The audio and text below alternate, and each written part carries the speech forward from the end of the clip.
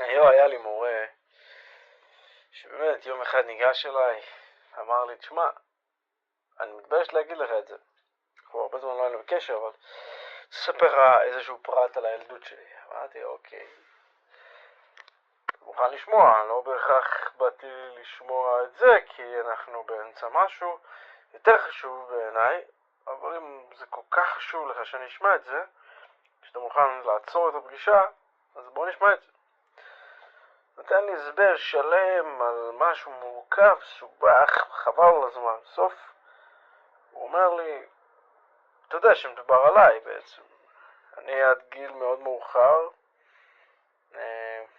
גדלתי בצורה של ניוון שכלי, ברמות. אמרתי לעצמי, וואלה, לא השתכנעתי שזה המצב, כי אתה יודע, גם אם אתה חושב ככה זה לא אומר שזה נכון. אני אומר, תשמע, אני לא רציתי להעליב אף אחד ולא רציתי לרמוז שאני חושב שזה קרה לך, אבל ככל שניסיתי להגיד את זה, ראיתי שזה מבוסס עליי. חקרתי את זה עם עצמי וניסיתי להבין איך יכולתי להתפתח בתקופה שבה נולדתי, כשכל האמצעים שהיו לרשותי הם לא מי יודע מה מפותחים. זאת אומרת, לא היה לי כל האמצעים שבדור שלך יש ללמוד ולהשיג יותר כדי לפתח את המחשבה שלי, את צורת ההתבטאות שלי ואת היכולות שלי, ולכן אני נשמע כמו טכנאי, מכונת כביסה או משהו כזה. ותחשוב על זה, אנשים שהם יותר, נקרא לזה,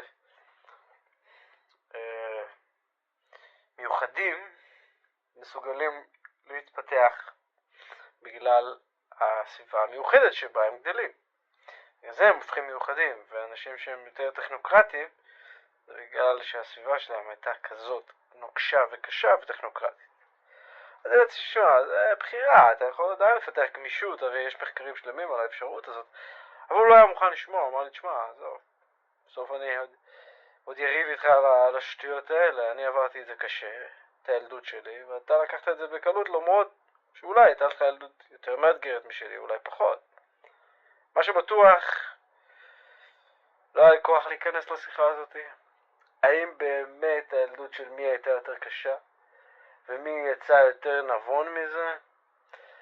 בסוף, אתה יודע, זה לא תחרות, הרי אני רואה את עצמי כווירטואוז במה שאני עושה, והוא רואה את עצמו כווירטואוז במה שהוא עושה, ואנחנו לא עושים את אותו דבר, וגם לעולם לא נעשה את אותו דבר, כי יש לנו עולם, בוא נגיד שהאג'נדה שלו היא לא האג'נדה היחידה בעיר, אוקיי?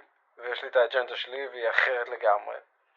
ולכן, אתה יודע, אני חושב שאני רואה את זה יותר בצורה עדינה, הייתי אומר, ממנו, את הנושא הזה של גיוון מול ניוון ביחס לגדילה של ילדים עד גיל 16 בערך, ואיך אני חושב שהוא גדל ואיך הוא חושב שאני גדלתי, זה בשלו וזה בשלי, ואת מי זה מעניין.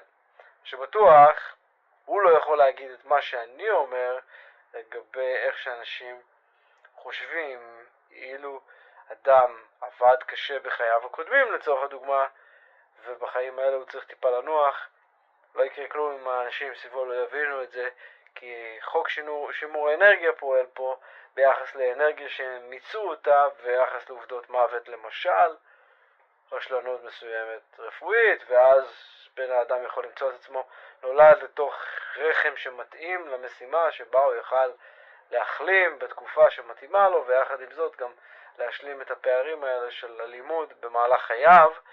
אבל זה כבר כאילו, אתה יודע, גדול מהרבה אנשים להבין, אם אנחנו מאמינים או לא מאמינים במיסטיקה או מסתוריות של חורים שחורים שנפתחים ומתוכם יוצאת הנשמה ונכנסת כמו איזה יכולת מדהימה לשמש, אני קורא לזה, בהתאם לחוקיות של הבריאה, וזה קורה בצורה מאוד יוצאת מן הכלל של צופן גנטי תרבותי בתקופת זמן אשר מתאימה את עצמה בדיוק לצרכים של מה הייעוד של נשמה זאת ביחס לאמצעים שהיא יכולה לממש כדי לשרת את המשמעות הגדולה והנעלה ביותר שהיא יכולה לבצע דרך הנסיבות או ההורים והסביבה וכן הלאה.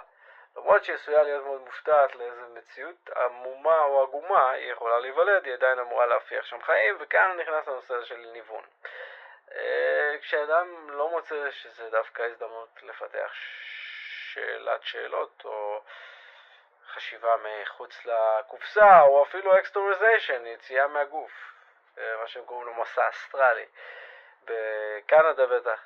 בקיצור, אני לא יודע אם בקנדה או באוסטרליה מדברים על מסע אסטרלי, אבל מה שבטוח, אני מתכוון לזה אתה יודע, זה שאדם חושב שהוא רק מתפתח ברמת השיער, הציפורניים והעיניים ולא מבחינת מוח, זה לא אומר שזה באמת נכון. יש בחוץ עולם שלם, ילדים יש להם הרבה אפשרויות, והניוון מול גיוון זה שטות אחת עולה, כי גם העץ לא צריך שיראו אותו, אבל הוא גדל יפה בג'ונגל.